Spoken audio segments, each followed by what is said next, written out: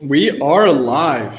And fellas and ladies, the only thing that could hold us back is Conrad's internet because this is about to be a dynamite fire episode. You couldn't be more excited for it. I mean, we're two basketball guys, frankly. So this is kind of a dream come true to record an episode right before the playoffs with a new play-in game format, which makes things all that much more excited. So, God willing, fingers crossed, God bless, Conrad's internet doesn't cut out because I saw this man, he prepared all day for this. He went through the X's and O's, the matchups, and everything. So, please stay till the end. You're not going to want to miss this. Both if you're a sports bettor and you want some angles and you want to know which teams we think are going to go forward from that angle. If you're looking at sports cards, I have a few guys that are under the radar. And if you just like to listen to us and jam and stuff like that, stay till the end. I think it's really going to be worth it. Conrad, this is episode number 6. Playoffs. Your Pacers snuck in there, just barely. Yeah. Where do you want to start? You know, there's so many different plays. We could start with the number 1 seed. We could start with the play-in games. I know you're going through predictions. Playing games.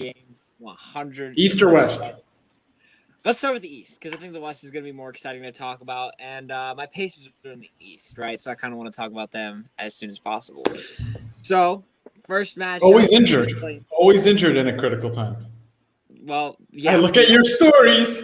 We are. I mean, Paul George got injured. I don't remember when it was after, we took the Heat to 7 games. Then we had Victor Oladipo get injured. Then Sabonis got injured, I think, before the bubble. Now we have TJ Warren got injured for the entire season. Then Karis LeVert got his whole surgery done with mass on his kidney. And now Miles Turner's out.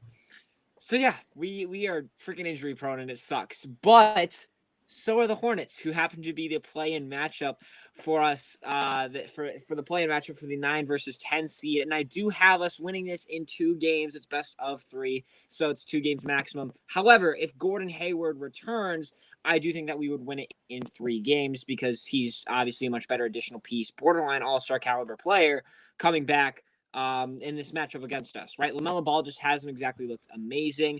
We have enough depth to kind of combat their bench. They don't have an excellent rotation, but we have a better one, at least in my opinion. And they don't have a single answer for Domantas Sabonis. I think PJ Washington can hold his own, but he's not going to be good enough to slow him down, especially right now because Sabonis is looking real good. And so is Karis LeVert as well, who's had multiple 30-point games recently. He's kind of finding his role with the team, and I love that, of course, as a Pacers fan and as a bit of a Karis LeVert fan as well.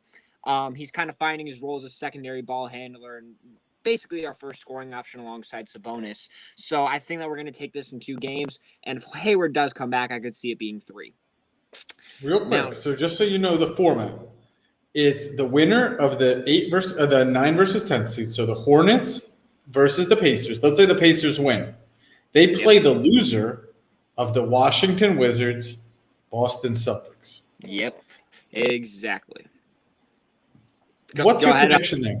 Okay. What's your prediction there? Celtics. Very, very interesting because Jaylen Brown is out, unfortunately, for the Celtics team. They've been a mess the entire year, and the Wizards are not slowing down, to say the least. I'm going to give this one to the Washington Wizards. They're going to be the 7th seed moving on into the Eastern Conference playoffs, which brings us a Russell Westbrook revenge tour against the Nets in the first round. This is playoff basketball, baby. This is what we've been waiting for right here. But yeah, I have the Wizards winning this probably in 3 games. I wouldn't be shocked if Kemba Walker or Jason Tatum just absolutely balls the hell out and drops like 40 points or 50 points and happens to sneak a game away. But it's 1 game. It's 1 game. The first round is 1 game? Wait, hang on. The play-ins are just 1 game. So how it works, and this is good. And dude, this isn't even on you because I think the NBA has done an okay job, but not a great job. I had to actually do the research on this myself. So, guys, if you're just joining us, this is how the NBA play-in schedule works. I'll give it to you real quick. So the 9 seed plays the 10 seed. Loser is eliminated. The winner goes and plays another playing game. So the Pacers, they beat the Hornets. They go and play another playing game. Then the 7 and 8 seed play. The winner of the 7 and 8 seed wins the 7 seed. Okay, so the Wizards beat the Celtics. They become the 7th seed. And now the Pacers play the loser of that 7 and 8 matchup, which is the Celtics, and they're playing for the 8 seed. So it's so confusing. I had to reread this a few times. Okay. Cage is actually Yeah. really good at this kind of stuff, I but irrelevant. just thought it was I thought it was best of 3, not best of 1. My bad. So yeah, I mean, this is March Madness. This could legit go any way. It just kind of depends on who's having an on night and who's having an off night. But if I have to guess, I'm still gonna rock with the same picks. I don't think that it's worth trying to make a change up now because I mean, it literally could just be a complete toss up no matter what when it comes down to one game. So I'll act like it's best of 3 basically, and just stick with my original picks. I'm going with Russell Westbrook and the Washington Wizards on this one. Like I said, Celtics have kind of been a mess. Neither team has an excellent bench, so there's no advantage there. And with Jaylen Brown out, the Celtics are really lacking on the bench. I just don't see it. I think that the Washington Wizards is going to be able to pull this off and move on to the next round as a 7th seed instead of an 8th seed. And then just we'll wrap. The only change I would the matchup, because I'm not prediction. I have the Wizards beating the Celtics as well. They're hot, but it's one game. You never know. But the Wizards have been playing incredible the last 20, 30 games here. The Hornets are a little hungrier, and the Pacers have been dealing with a lot of nonsense all year. And you got to wonder how much they're up for this game. You know. Mm-hmm. I really wouldn't be shocked, honestly, either. It's very we just suck. Like as a Pacers fan, I hate to say this, but we struggle a lot. Like there's no real sense of identity. They hate their coach a ton, and he's also going to be and he's also going to be a first time playoff coach. So honestly, maybe the Hornets sneak out and win this one. But like I said, I'm still just going to stick with my original predictions. Why not? And in the end, maybe I should honestly change this matchup, but I did have my Pacers also beating the Celtics because we do have a better bench, of course, as well. I think that TJ McConnell, Jeremy Lamb, and who's on the bench right now? Who am I thinking of? Oh, and Justin Holiday. I think that they're going to be able to lead us in scoring off the bench, and the Celtics aren't really going to have much of an answer for that. Robert Williams is a much better matchup than not much better, but he's a better matchup versus Sabonis in this series, but I still don't think that he's going to be able to, stop Sabonis, who's kind of really picking things up at the moment as well. So I just think it's a matter of timing, at least when it comes to these playing games, and that's why I do have the Pacers beating the Celtics, making them my 8th seed in this playoff matchup for the Eastern Conference, which is actually going to be not pretty exciting because I think we're going to be eliminated first round, obviously, but at least we made the playoffs, hopefully. So that's gonna and you get those big bonus checks. If you make the playoffs, you get like an extra, few game salary and a bonus. So it's nice. It's nice. Let's move to the West, where the King meets LeBron James. The King meets. Whoa! You're calling Steph Curry the King instead of a Splash Brother? Is that what I'm hearing? Draymond Green. I was calling Draymond Green. Oh, yeah. Just kidding. Yes, it was just a joke. Just having a laugh. Yeah. I mean, that's an amazing matchup, man. Who could have predicted a better play-in game? What do you got for me, Conrad? Let's riff. If we spend the next 22 minutes on just LeBron versus Curry, I'll be absolutely thrilled. This is so exciting. So exciting. It brings us back to the dynasty days for the Golden State Warriors, right? Golden State Warriors versus Cleveland Cavaliers 5 or 4 years in a row. It's amazing. However, it's a fully healthy Lakers roster, except for kind of AD. AD's struggling still a little bit. I don't see the Warriors winning this one, even with Steph Curry playing his absolute mind. Like, he's just playing out of his absolute mind. But here's the thing, right? I saw this video, and shout out to Swish Out for this one. I saw a video that he put out talking about don't fall into the LeBron trap. And I mean, he's much more popular than we are on YouTube, so he doesn't really need a shout out. Giving credit where credit is due, right? Just the right thing to do. And he was talking about how a lot of times when LeBron kind of downplays the series or something like that, it's just an average game or an average series.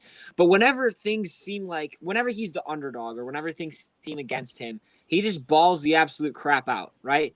Blazers, toughest 8th seed that we've seen in a while. They beat him in 5. Nuggets, really not Nuggets. Rockets, small ball maybe working. I know that AD could be a bit of a problem, but I think that they could pull it off. Beats them in 5.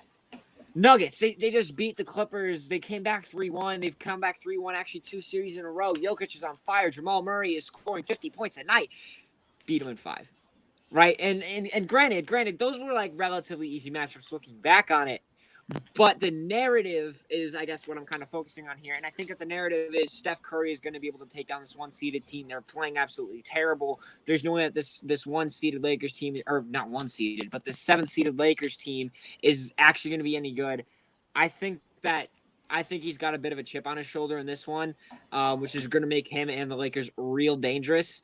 And I do have LeBron and the healthy Lakers squad beating the Warriors, meaning that the Warriors, maybe they might slip out of the playoffs depending on, their matchup in a 9 versus 10 or in a whatever seed versus 8th seeded matchup in the next round. But we could always, of course, not always, but we can now move on to the Grizzlies versus the Spurs, unless, of course, you do have something else you wanted to mention, Steph Curry and LeBron James, because I know you have a certain relationship with LeBron that may not always be the best, right? Where do I go from here? I agree with you. Whenever LeBron is underestimated is usually when he falls flat on his face. And that's what I think is going to happen here again. He's never been underestimated. There was some narrative that the Portland Trailblazers were the best 8 seed ever.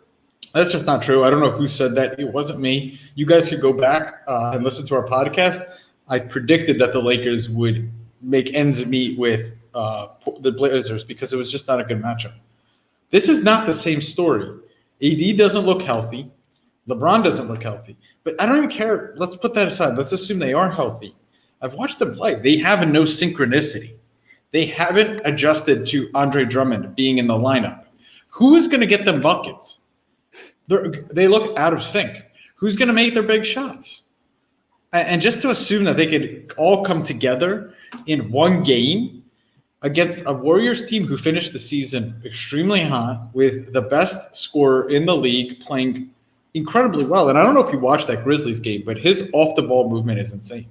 Oh, it always is. I mean, it's who he is. He's the greatest offensive talent in NBA history, Steph Curry.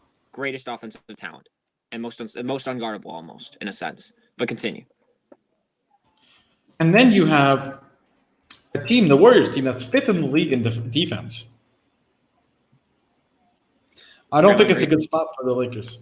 Yeah, I don't think it's a good spot for the Lakers. Wiggins doesn't get enough love. Wiggins is a great defender. Really good defender. Very much a good defender. Phenomenal. He's got length. He's got athleticism. Part of the reason why we all fell in love with him coming into the league. The offense just never really made its way out, but he's a damn good defender this season. And I gave you guys this play on my other episode, but Jordan Poole. Look out for Jordan Poole. He's going to be a great 6-man. His cards are worth taking a look at in the offseason. Maybe buy him now. He might have some games, but Jordan Poole, look at his numbers. He put up 39 points a few games ago. He put up, I think, in the 20 yesterday. And it's not just random points. He's listen to what Curry and the team says about him. He's worked on his game in the offseason. He has a lot of moves. So I have the Warriors coming out, and then I have the Lakers playing the Spurs versus the Grizzlies. A lot of people didn't like my take, but Ja Morant has fallen off in my eyes. Not fallen off, but I would say he hasn't improved like we thought he would. Because he's playing at about the same level, but he hasn't really he hasn't improved much at all, if at all. Obviously we expected him to take a significant step forward in another season of NBA play. But continue. So this is how I go about stuff, brother. And I'm a little bit different. Maybe I watch more of the games or things like that than some people. I don't think that people fall off just by accident. I think falling off is a byproduct of the skill set you have, right? So like you look at Harden, you look at Durant, you look at Kyrie. Well, the reason we're so high on them is because they're not just good players. They're good players for a reason. They have a lot of moves. And I think people don't realize that they're in the playoffs when you have a really good defender on you and the team has scouted you, you have to have a counter move to the move, you know? And you watch Kyrie, you watch Durant, you watch Harden. They always have a counter move to your defensive move. So if you stop their three-pointer, they could get to the mid-range and pull up. If you stop the mid-range, they could do a pump fake and get to the rim, up and under. Ja Morant has a very limited offensive arsenal. He can't shoot the three, he can't shoot the mid-range, and he can't finish around the rim that well. That's the crazy thing. You watch Ja Morant, you think You think he can finish, but he can't. He could dunk the ball with force. He's had a nice floater, and that is gone right now. He's losing his that's the thing, like his ultimate downfall. His floater is not falling as much as we would like it, as much as he would like it. It's just very upsetting to watch as an NBA fan. I 100% agree with you. 100% agree with you. And you look at that game, the Warriors were tied with the Grizzlies yesterday. It was 97-97. Dillon Brooks fouled out. Since then, they got crushed because they had no one to go to offense. So I look at this Memphis Grizzlies Spurs game. I have the Spurs winning it. I love Jaren Jackson Jr., man. I hope they find a way to utilize him because he's head and shoulders the best player on that team. It's not even close.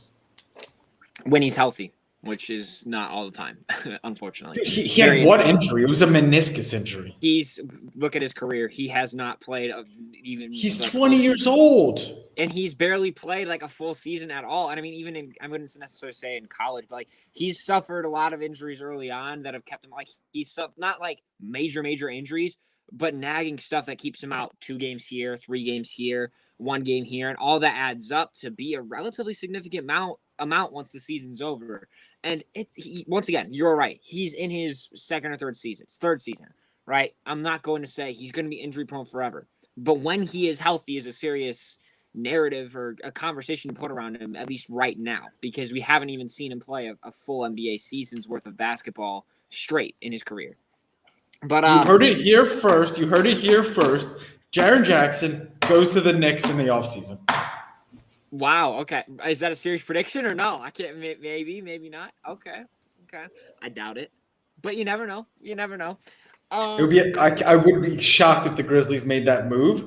But you know when a player is injury prone and he's still on contract, and you might want to do something get something in return. If he could go to the Knicks, man, oh my God, I would love. His cards would go crazy. I think he's a pure talent, huge on Jaren Jackson. Really big believer in Jaren Jackson. I can tell. All right, I'll move on to not move on, but I'll give my take on the Grizzlies versus Spurs game. Very 50-50 here because the Spurs are looking a lot worse. Keldon Johnson's production is down. LaMarcus Aldridge is obviously no longer on the roster. It's kind of 50-50 here because I do think that in like a 1-game series, I do think that the Grizzlies can pull off a victory here. Jaren Jackson Jr. provides spacing and defense that they obviously didn't have before, obviously while he was out. If Dillon Brooks can not foul out, which he does quite often, unfortunately, but if he can, for 1 game, not foul out, then obviously they have a much better chance, right? So I think this is, in general, just a complete toss-up.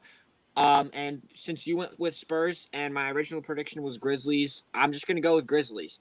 I think that they also have enough depth to really kind of propel themselves towards a victory.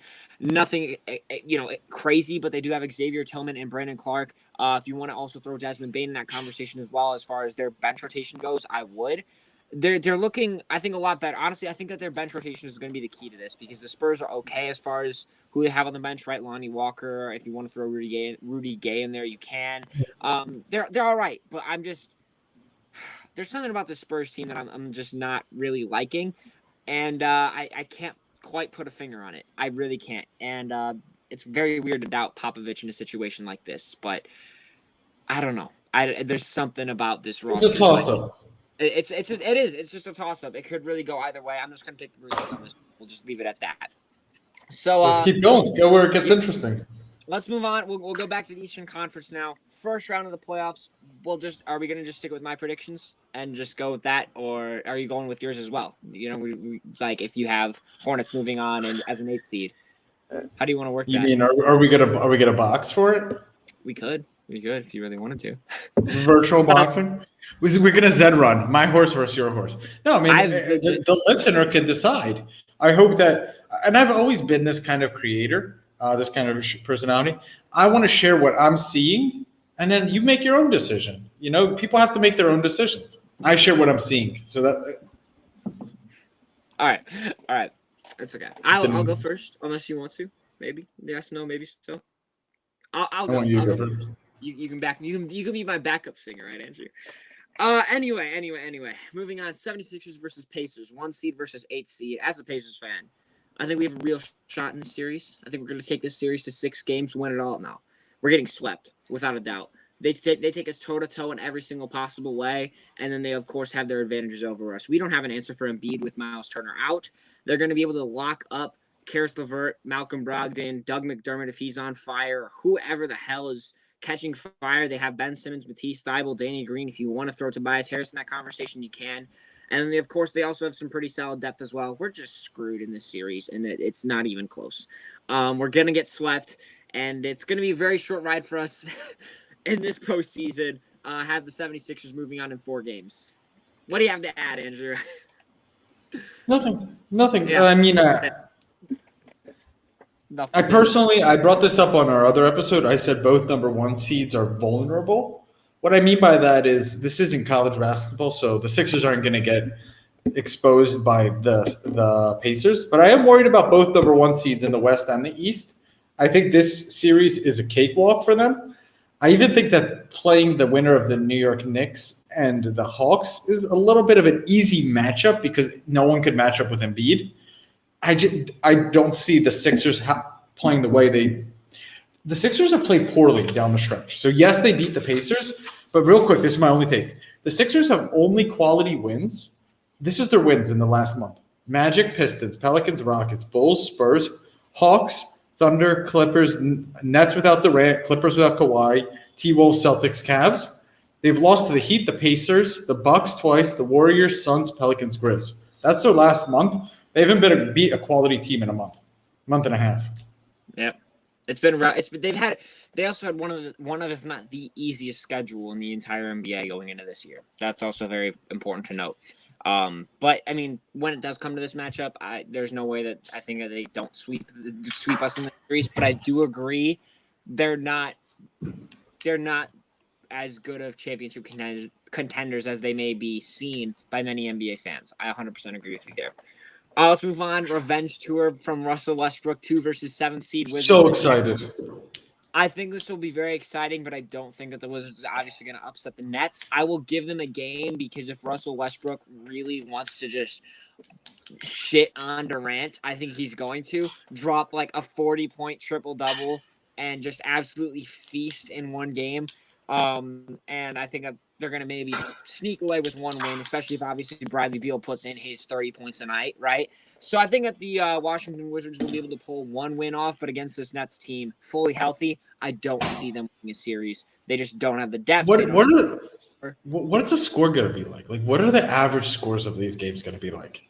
Every Wizards game, the Nets Nets will average over 110 to 120 points a game on average in this entire series because the Wizards do they break 150 in one of these games? Yes, I know that sounds crazy. 150. I think every night they score over 115 points a game. I think that at least in one game they break the 150 mark. Look, you have Kevin Durant, Kyrie Irving, James Harden, along with a great bench against one of, if not the worst defensive team in the entire NBA. Give me the Nets winning. Like Forget about it. Yeah, exactly. I just don't see it. I don't think it's going to go any other way. But I think that the Wizards could pull off 1 game. I think that they could. This is where we get interesting. You said revenge tour. You just said the words revenge tour. Who is more pissed off than the Milwaukee Bucks, and who's their first round matchup? The Miami Heat. The Miami Heat. I think this is going to be a great series. I think if Victor Oladipo was here, I would honestly take the Heat in like 5, maybe 6. But he's not. He's injured, and that's why I have the Bucks winning this in 6 games. As much as I think Bud is going to tear this team down, and I don't think that he's going to help them win in the postseason. While this Heat team does have some of the pieces that it is required to beat Giannis in the postseason, they lost Jay Crowder, right? They don't have Myers Leonard anymore, which isn't like a terrible loss, but it's still a loss to your bench, right? Goran Dragic is not quite as phenomenal as he was last year. Tyler He's a little bit injured. His knees a little bit banged up. Yep, exactly. Tyler Hero isn't having random spurts of phenomenal games like he used to be. Kendrick Nunn is barely getting minutes anymore. This is not the same Heat team that we saw last year. And while I think Jimmy Butler could easily erupt for a couple 40-point nights, it's not going to be enough, especially with a new and improved a new and improved Bucks roster. I think Drew Holiday helps them a lot more in a half-court offense than they used to, even though we haven't seen a ton in the regular season. I think we'll see it take shape, hopefully, during the postseason. I have the Bucks winning this in 6 games. I talk about this at length on today's daily episode on Lucas Tigers and Browns. It's matchups are so interesting. I have the Bucks sweeping the Heat here, and not Wow. only that, they might. I'll give the Heat one, but I think it's going to be a sweep. First off, revenge in the NBA is this because you guys have to remember they're all pros. They're all really, really good, and they're fighting for inches. And this extra motivation, I think, is huge for the Bucks. But not only that, the momentum that comes with a really strong series here, because they know who are they matching up with next round? Nets. The Nets. And they're gonna want that momentum. They're gonna want to have a statement type of series. I think this is the series where the Heat. It's not that the Heat are bad. The Heat were just peaking at an insane level last bubble, where they caught a lot of teams by surprise. They're not going to catch teams by surprise anymore. They're not going to be given 5 yards of space to shoot 3-pointers all over. I really like the Bucks here, and I like them using this momentum.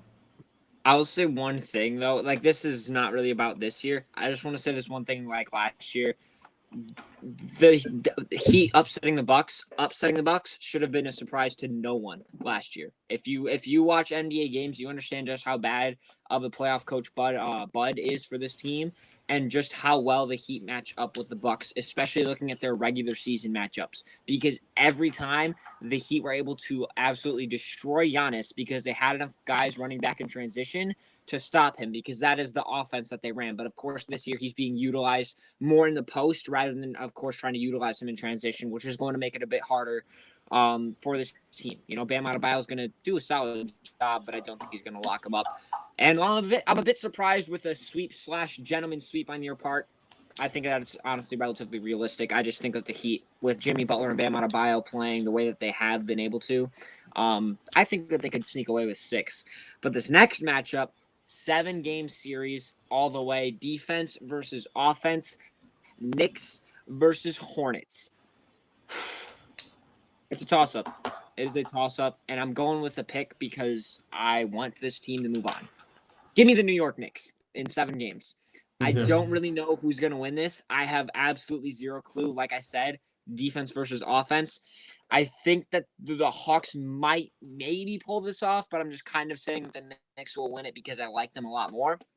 Because the Hawks, actually, maybe I have to go with the Hawks on this one. The Hawks have such a good amount of depth. It's unbelievable. I mean, they have Onyeka Okongwu, Bojan Bogdanovic. They have Gallinari. They may have Reddish back, although I think he's actually out for the entire year. You know, they have Chris Dunn. They have Lou Williams. I'm changing it, as much as I hate to say it, because I want the Knicks to move on.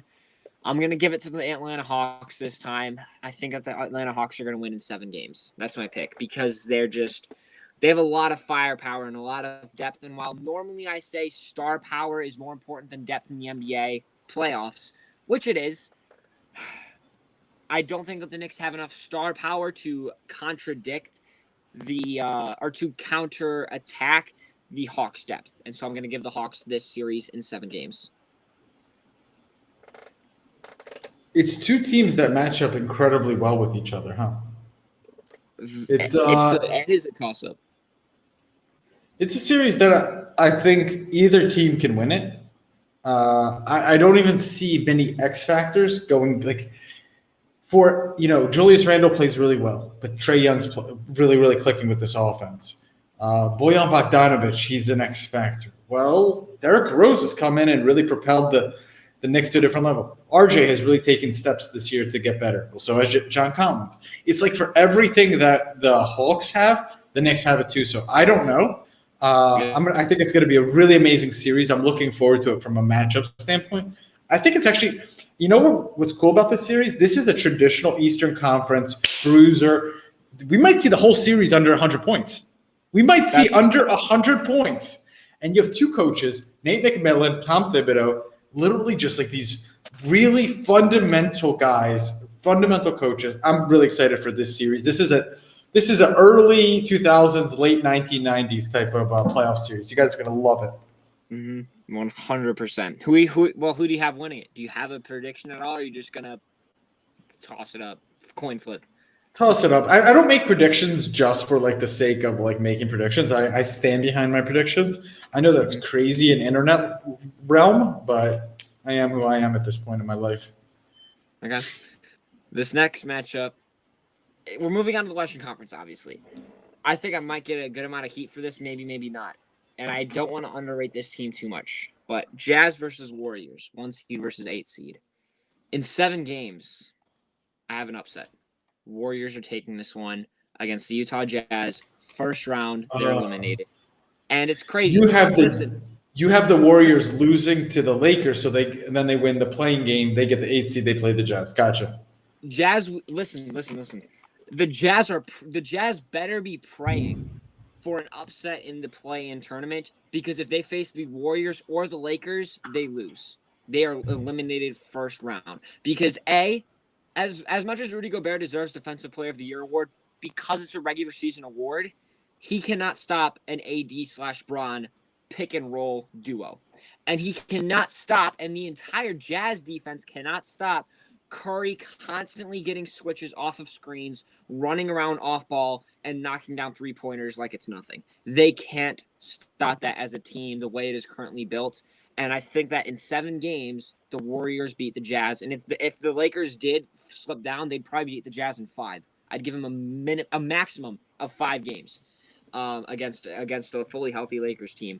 So I do have the Warriors upsetting the Jazz in the first round, which I think is a little bit crazy. I don't want to underrate this Jazz team too much, but I don't think that they match up very well against this Warriors team, especially because we have yet to see Donovan Mitchell even return. So we don't know for sure exactly just how healthy he'll be when when a playoff matchup does appear between the Jazz and someone else. So I'm going to give this one to the Warriors in 7. What are you thinking? Well, I actually have the Warriors getting the 7th seed. Yeah. And them beating the Suns. Yeah. I agree though. If the Warriors get the 8th seed, if the Warriors or the Lakers get the 8th seed, I think it's a tough matchup for the Jazz, because the Jazz this season, I think the Jazz do a lot better with the Lakers than the Warriors. Oh, really? That's interesting. You know, in my bracket, I don't want to talk about things I don't know. My bracket, I had the Warriors as a 7th seed, and I had them upsetting the Suns. Mm-hmm. The Jazz are vulnerable. I'll leave it like that. I'm not going to make a prediction. They're vulnerable. I don't know Donovan Mitchell's health. This whole year, they've struggled to beat some good teams, but they've destroyed bad teams. And the matchup of AD and LeBron is not a favorable one for the Jazz if they get to that point either. Nope. That's interesting. I agree. The Jazz are vulnerable. I said that in the beginning. I'll stay with that. All right. Moving on. Next round. Suns 2 seed. I have the Lakers as the 7th seed. You have the Warriors as the 7th seed. You already said you do have the Warriors upsetting the Suns. I'm gonna guess Lakers. Were the Lakers your 8th seed, right? They were, and then you'd have. I think the Lakers might get spanked by the Spurs. Whoa. I know people were not going to be happy. I would be shocked by that personally, but it's your prediction. So do you have the Jazz and the Spurs first round? Yep. Okay. And then the Jazz easily win. I think we have to continue with this. So then who do you have taking it in how many games? Jazz. Easy. Jazz. Okay. Yeah, I mean, I figured we'll go with each of our own brackets. Like, we'll continue. You have the Jazz moving on. I have the Warriors moving on first round. Moving on to the next round, I have Suns versus Lakers. Lakers winning this in 5 games. I think star power obviously matters more than depth does, and the Lakers have a lot more of both than I think the Suns do. I think it'll be a pretty cool series, but I just don't. It's LeBron and AD versus Devin Booker, Chris Paul, and some very, very good not role players, but like very good players that play their role at an elite level. That's what I mean. So I just don't think that they have enough to stop this team, especially when you look at the rest of the roster around them, right? Dennis Schroeder, Kentavious Caldwell-Pope, Alex Caruso's playing very well. If Taylor Horton-Tucker gets minutes, which I doubt, maybe he throws in a couple of extra points. You got Montrezl Harrell, Marc Gasol, and now Andre Drummond. While the fit, honestly, with especially Drummond isn't amazing, star power is what is going to bring you championships, and star power matters more in this series than or in the playoffs than depth does. And so I'm giving this one to the Lakers. I don't think that the Suns are going to be able to match up with them phenomenally well, although they will be able to give the team some struggles. And I love it because you got your own matchup, right? Warriors and Suns. You already talked about this. What am I thinking? 2 and 7 seed. You have the Warriors moving on. Is there anything that you want to add that you didn't mention already, or we just moving on? Move on. All right, easy enough. 3 versus 6 seed. Third seed versus 6 seed. I'm actually pretty excited about this one. Clippers and Mavericks rematch from last year. I think it'll be entertaining to say the least. This is 5 versus 4. That's 5 versus 4. That's 5 versus 4. I thought that. Oh yeah. Trailblazers Nuggets. Trailblazers Nuggets 6-3. Nuggets versus Blazers. Offense versus offense. But yeah, I think that the Nuggets are going to definitely kind of not manhandle the Blazers, but the Dame has kind of struggled a little bit. McCollum's all right, but he's nowhere near as productive as he was in the beginning of the season. Yusuf Nurkic, after his major injury last year, it's just not the same. They don't really have much defense off the bench to stop any of these guys, whereas I think that the Denver Nuggets have more defense with, Paul Millsap, Aaron Gordon, Michael Porter Jr.-ish. JaVale McGee, Facundo Campazzo, I think that's how you say his name. Torrey Craig. They have a lot of guys that they can throw at this Portland Trailblazers team to slow them down. Jokic is playing at an MVP level. Michael Porter Jr. is constantly getting more touches, and I expect him to honestly get more during the playoffs. He'll probably have a couple of really nice 30-point performances. I have the Nuggets winning this one. I have them winning in 6, but I wouldn't be shocked to see them win it in 5. So yeah, I have the Nuggets taking this one relatively easily, honestly. Blazers. 3 is better than 2. 3 is better than 2. Who's going to be here's the thing that people don't realize with scorers like Michael Porter Jr. I think that, first off, unbelievable. Like, if you saw, he hit 60% effective field goal percentage, only the second guy since Will Chamberlain. There's no, like, watching him play, the guy is, you're like, this is going to be a star. He has all the tools. I always talk about tools. People don't understand that, but like tools, like you can do so many things to get a bucket versus I could do one thing. But the Blazers don't play any defense at all. But still, I think they'll be able to throw just enough at Michael Porter Jr. that he doesn't have the playoff experience that Dame, CJ, Carmelo, Nurkic, Norman Powell do. And this is a series that I think the Nuggets are going to miss Jamal Murray as being that number 2 scorer. Jokic is going to do his thing. Jokic is unbelievable. Aaron Gordon can't do jack shit on offense. He's kind of limited on offense. I don't understand why he can't learn some moves. But, yeah, it's going to be a shootout. Neither team really has played defense at all for some reason recently. And the Blazers are hotter. They're shooting better. They have 3 guards that are really tough to stop. And Dame and CJ are coming into their own. I don't see the Nuggets consistently putting enough points to keep up with them. I see a 6-game series, maybe 7, but I see actually a 6-game series and Portland kind of dominating throughout. Wow. Yeah, I don't see Portland losing this series. Predictions here. What did you say? I don't see Portland. I don't think this is that crazy. I think actually when you see the line, it's actually going to be quite even. I don't see Portland losing this series. I do. I disagree with your take about Michael Porter Jr. Because he does so much work off ball. I don't think it's going to matter whatsoever. He gets like 70% of his touches in catch and shoot situations from Jokic. It's basically going to, in my opinion, come down to Jokic. Basically, if Jokic, I don't. Let me put it this way. You mentioned the fact that Michael Porter Jr. won't have the playoff experience that CJ and Dame and not McCollum. That's who CJ is. Nurkic and Norman Powell and those guys have.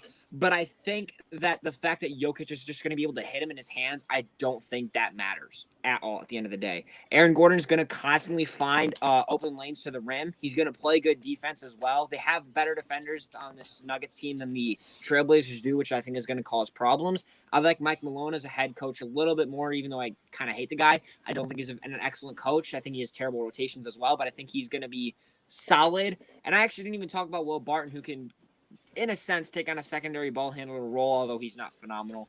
I personally have the Nuggets winning this one, but that's the whole point of this show is, give each other our takes and see who's going to be right in the end, right? Maybe we have to. I'm talking about the difference of I'm thinking of I've read a text. It's a difference between Michael Porter Jr. scoring 25 and 35 points. I'm not talking about he's going to get his buckets, but I think that extra 10 points a game is what they're going to miss with Jamal Murray. Because I don't know if you guys remember, Jamal Murray went off for 40 a few times in the bubble. 50. So 50. And I'm not saying that Michael Porter Jr. is bad by any means. I think he'll have a 30-point game, but it's that difference, that little bit that I think they'll be missing. Understandable. I disagree, but we'll see what happens at the end of the day. Clippers versus Mavericks going to be a very entertaining series, 7-game series in my opinion, because Luka is absolutely on fire, even with a terrible supporting cast. But I have the Clippers winning this one. There was a lot of issues with the Clippers team last year that people don't seem to talk about. Montrezl Harrell had a family member pass away, so he had to leave, and so then he wasn't in shape, and of course he was probably a little bit mentally drained. If PG-13's mental health thing was real, which I'm always going to take mental health, mental health in general, I'm going to take it seriously no matter what. If maybe it wasn't or not, if he was lying and using it as an excuse, I'm going to take it seriously because it's something that should be taken seriously. Even though of course he's struggled in the playoffs in the past. But I also think that this is a better team. This is a different team than last year. Even though Lou Williams provided a lot of extra scoring, I think having Rajon Rondo there to actually run an offense is going to be important to this team. It'll be close. I'm not going to deny the fact that it is going to be close. But I have the Clippers winning this in 7 games. It's going to be a fun series, right? It will. Can we forever dispel Trae Young versus Luka?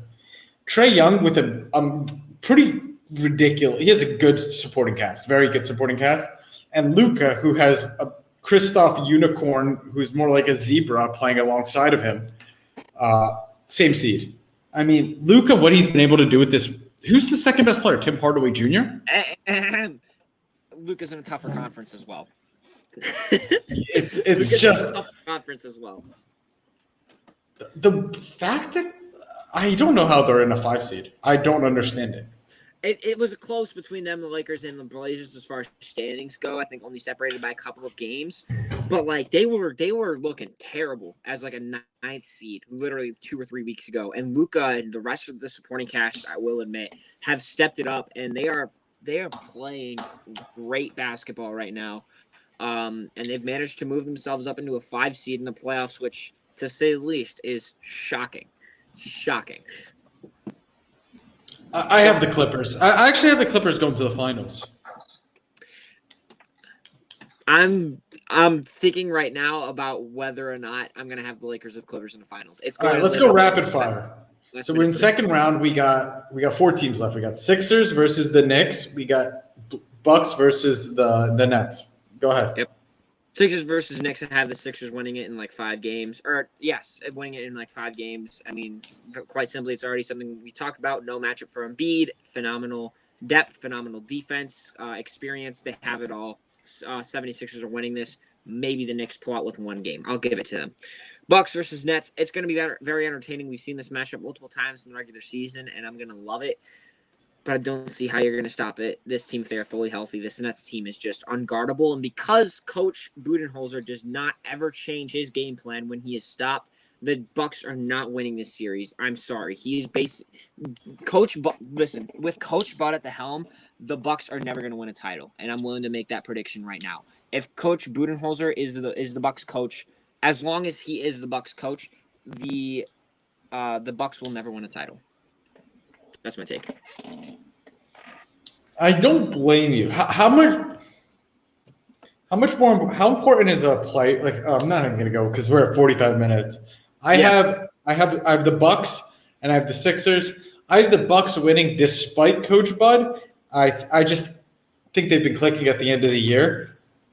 I'm very nervous because I've watched Coach Bud and he's so limited. It's like he lacks creativity on offense. So I have Sixers versus the Bucks. I have the Bucks beating the Sixers. You have Sixers Nets beating the Sixers. 100%. Yep. Okay, Yep. let's move to the West.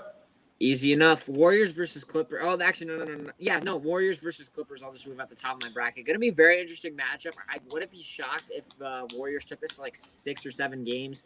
But in the end, at the end of the day, this Clippers team has the star power that it takes to stop Steph Curry. They have the wing defenders. They have the ability to switch. I have the Clippers beating them in 5 games. And I also am a little bit worried that at some point Curry will burn out because he's just like on fire right now. But how long is that flame going to last before the wick is finally gone? I don't know. I'm going to just guess That was nice. Thank you. I feel pretty proud about that. I think that the Clippers are going to be able to take them in this one. So you go ahead with your Clippers. You had the Jazz versus the Clippers. It's the head versus the heart. I love watching Curry and Draymond. Like just watching how they off the ball move, back cut you. Like you guys look at Curry and I think he had 6, 7, maybe 8 threes by the end of the game yesterday. But he also had like 10 layups. Yep. And that's the crazy thing. We think he's not just a three-point shooter. He's moving off the ball, and Draymond is able to find him for wide open layups, and he finishes at the rim incredibly well for a small guy. So that's my heart. I love watching Curry play. Yep, I agree. Kawhi is a robot. Like, I mean, if I could bet on a robot or an assassin. I'm picking the robot. Pick the robot. All right. And then on the other hand, you have the Lakers playing the Suns. Is that right? No, Lakers versus Nuggets. Lakers versus Suns is first round matchup. I have the Lakers in the Nuggets. I think it'll be relatively close, but I think Lakers are winning it. In this matchup, they just have the defense to combat the Nuggets' offense. Depth goes toe to toe, and they also have the star power. So I'm taking the Lakers. How about you know what's interesting, guys? NBA is so matchup and so motivation. If the Lakers do get to that point where they play the Nuggets, and then I think the Nuggets are easy matchup for the Lakers. The Nuggets don't match up well. AD and Jokic basically cancel each other out. If you don't want Jokic, you could throw Montrezl Harrell at Jokic. You could throw Andre Drummond at Jokic. You could throw so many different looks at Jokic. The rest of the supporting cast for the Lakers matches up well with the Nuggets. If the Lakers-Nuggets match up or the Lakers-Blazers match up, like in my scenario, pretty easy win for me for the Lakers. Yep. 6 or 5 games, easy. 100%. 6 or 5 games. Yeah, for sure. Because they're gonna play intense. They want to save up. And then you have Clippers-Lakers in the West. Clippers-Lakers in the West, and I'm still so 50-50 on this one. Probably 7-game series. I guess I need a coin. I'm legit just gonna flip a coin. That's my prediction. I'm not even joking. I'm gonna look this up right now. So it's a lot of value for our listeners, Conrad. At least you're showing them the behind the scenes. I have no idea. Here's what's gonna happen. If the Lakers match up with the Clippers, you're going to see all of this headlines and versus this series is going to be like the most marketed series we've seen in a long time. And they're going to act like all odds are against LeBron. So when he beats Kawhi and Paul George, it's going to be like all hail the king. So if he gets by those early, I think the danger for the Lakers is actually the early rounds. It's the early rounds. If they could get by those early rounds, the matchups that face them, the Blazers, the Nuggets, or the Clippers, I think are very favorable. I think the Lakers have always had the Clippers number. They'll always have the Clippers number. LeBron takes that personally. That's why he went to LA. I have the Lakers coming out. If they get to that place, they come out of the West for sure. I think that the Lakers are going to win this one. That was my original prediction, but you know what? I'm not going to flip a coin. I'm going to go with the Lakers. Don't doubt the king. I'll have the Lakers winning this one in 7 games. And then you got your Lakers. You have your Lakers Bucks. Or you have your Lakers Nets. I have Lakers Nets, but who do you have? Lakers Bucks in this scenario if we're playing this game. But I don't have the Lakers getting this far. Oh, okay. I have the Clippers getting to this place. Who's your matchup in the end? Your own personal prediction, like your own personal bracket. Who's Clippers Bucks. Clippers Bucks. Who's winning it, and why? Cage got mad at me on the other. I said I don't make predictions I can't feel confident about. Well, okay, come on. You got to give us at least a finals prediction. Like, you can't leave us high and dry. All this work up to this. I'm gonna go Bucks. I'm gonna go Giannis and Bucks. I'm gonna say Giannis, like Michael Jordan, gets his first NBA championship at the age of 26, I believe he is. He is. And there we go. That's my prediction. You just can't do it with Bud. You just can't do it. Lakers and Nets. Look, I'm so 50-50 on this one, but I think I'm gonna give LeBron the benefit of the doubt and say he's just got one hell of a chip on his shoulder. There's something in me. I want to go Nets because I think that they match up better. But there's something in my heart that won't let me do it. And it's like, look, and I'm a guy that really, I don't like LeBron very much, if at all. I would call myself a LeBron hater. But there's something about me right now that's like, look, he's got a chip on his shoulder. He's the 7th seed. Doesn't want to be in the play-in right now. This team's a little bit battered. This would be his 6th ring. Probably making the GOAT to 90%, not 90%, like 75, 60% of people that weren't originally thinking that he even had a shot at the GOAT or whatever it is. Like, because 6 rings matters a lot, matching Jordan. I'm giving LeBron this series in 7 games. They managed to upset the Nets, which is insane to say. Even right now, coming out of my own mouth, I can't believe it. Lakers win this one. Nets versus Lakers in 7 games. Because he's just got a hell of a chip. They do have the depth to match up against them. They have the defense to match up against the Nets offense. I'm going to give it to him. So when in doubt, go with the king. Basically, that's what I'm going with. All right, well, way to play dangerous. Okay. Well, that's another episode of Scouts. Yep. Wrap us up, Conrad. Wrap us. Any final words from you, young man? Yes, and I mean, this is literally nothing to do with anything that we talked about today. I mean, first of all, actually, I will wrap us up with something that we talked about today. Going to be very exciting playoff basketball, no matter what. If our predictions are right or wrong, it's going to be very enjoyable to see. And of course, we will be bringing you guys Scouts episodes, talking about some of the series that are going on and things that we're watching, right? Just for bringing you guys some extra value and some extra entertainment. But it's going to be great. So, of course, sit back, kick back, grab some popcorn, and enjoy it all. I think it's going to be one of the best playoffs or postseasons that we've seen in recent memory. But something I do want to say is Patrick Williams.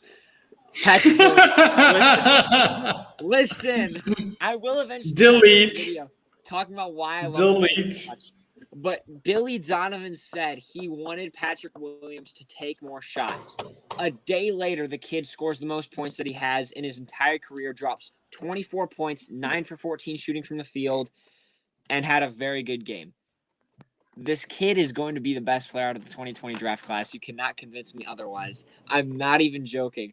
I'm literally in love with this kid. I believe in him so much. Patrick Williams, if you happen to be watching this, hit me up, please, because I believe in you more than like this. I've never felt better about anything in my entire life, and it seems like such a crazy gamble. But that's Conrad, this is the beauty of Luca Nation Network. It's on record. Your community knows how much you stand by Patrick Williams. There's people that are going to buy into that and make a ton of money because his cards are relatively cheap compared to some of the other guys people are investing in, and the upside's so great. So that's the value, and I think you care so much because you want to help others and you want to be proven right, and both are very important. We're going to recall this. I have no doubt that you're going to be right because I know you, and I know you're a guy that puts in the work. I've seen you guys. I'll give you a little quick. This guy is able to, he's 17 years old, 60 maybe. He has a content calendar for all of his production. He has it all mapped out and organized a week in advance. He does that while going to school, while going to work with his dad, while doing show choir. So this is not your average kid that just hops on here to talk. The man knows his stuff. He puts in the work, he puts in the effort, he puts in the preparation. I'm lucky to be working alongside you, man. I know you have a bright future, brother. Thank you, Andrew. Really appreciate it. What a way to wrap up an episode. Wow. Wrapping it up with all the compliments. I really appreciate that a ton, Andrew. Thank you.